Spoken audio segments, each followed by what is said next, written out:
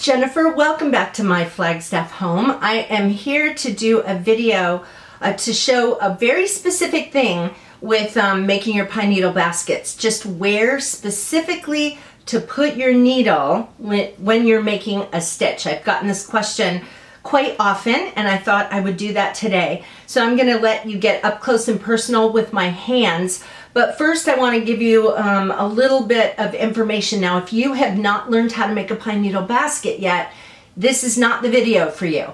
You need to watch my tutorial. I'll link it in the description box in the space below. I call it my step-by-step tutorial for making a pine needle basket.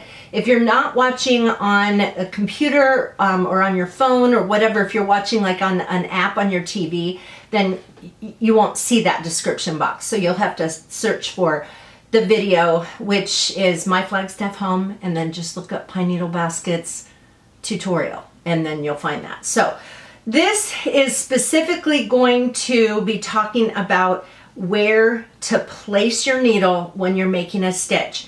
And so you're going to see this little basket up close, and I have my metal gauge on here, but you don't have to have a metal gauge.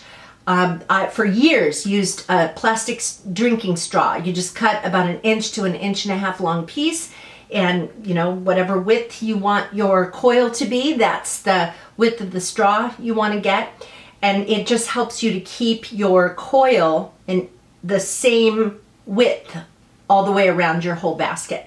The other thing you're going to see in the video is that I wear a silicone thimble on my thumb.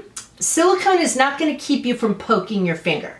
The reason why you would wear a silicone thimble when doing basket making is that when you are pulling your needle through, it's really easy for your fingers to slip off of the needle. And for me, when my fingers slip off the needles, I want to grab it again really fast, and that's when I end up poking my thumb. So if you wear something like this, it makes your fingers more grippy on the needle, and so your fingers are less likely to slide off. Sometimes I wear it on my index finger as well, but I always wear the thimble, the silicone thimble, on my thumb. So okay, let's go ahead and turn this around. Okay, so let me show you the shape of the basket here. I was fanning the sides out, and then now I'm starting to pull the sides up. And so I'll do this a couple of times for you. So remember, you don't have to have a metal gauge. You can use a drinking straw. But you're going to come over the top like this. You're going to come over the back. And then on the back side, you're going to look for this next stitch right over here. And you see how I'm going to come right through the middle of this bundle here, right through the middle. You could go down farther if you wanted to, but you don't need to. So just right through the middle, you're going to come either just to the left of the stitch, or you're going to go straight through and do a split stitch. So I'll just come just to the left and then push through. Then I want you to see here.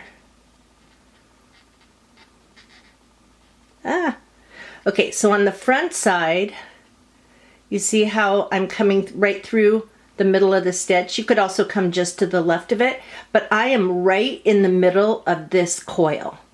I'm not all the way down below it. I'm not above it. I'm right in the middle. If you went lower, that would be fine, because the whole idea is that you want to connect this to the next one down. Okay, so let's, I'm going to show it to you again. So I'm moving my gauge down a little bit. So what I'm going to be doing is I'm going to be wrapping around, and I'm going to be going into, on the back side, I'm going to be going into this stitch, either in the middle of the stitch, right into it, or just to the left of it.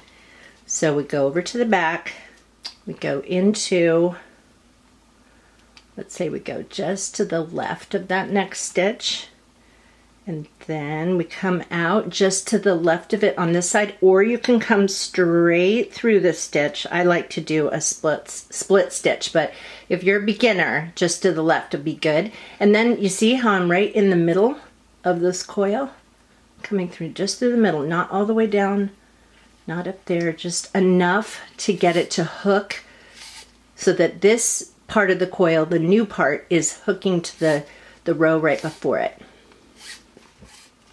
Give it a nice good tug when you're done. And then I'm going to show you one more time. So also make sure you're checking. See, for me, that's getting a little loose. You'll have to see how thick you want your coil to be. I like mine to be pretty tight, but I'll go ahead and do one more stitch like this before I'll add more pine needles. So I'm putting my thread over the back. On the back side, I'm going to be coming in just to the left of this stitch, okay? And in the middle of this. So let's flip it over. Going just to the left. And you can go just to the left of this stitch or right through the middle of the stitch. Once again, called a split stitch. Pull it all the way through and tighten it up. And there you go. Okay, guys, I hope that was helpful. And if you have any questions, let me know. I'm happy to answer any questions you have. Take care, you guys. Bye-bye.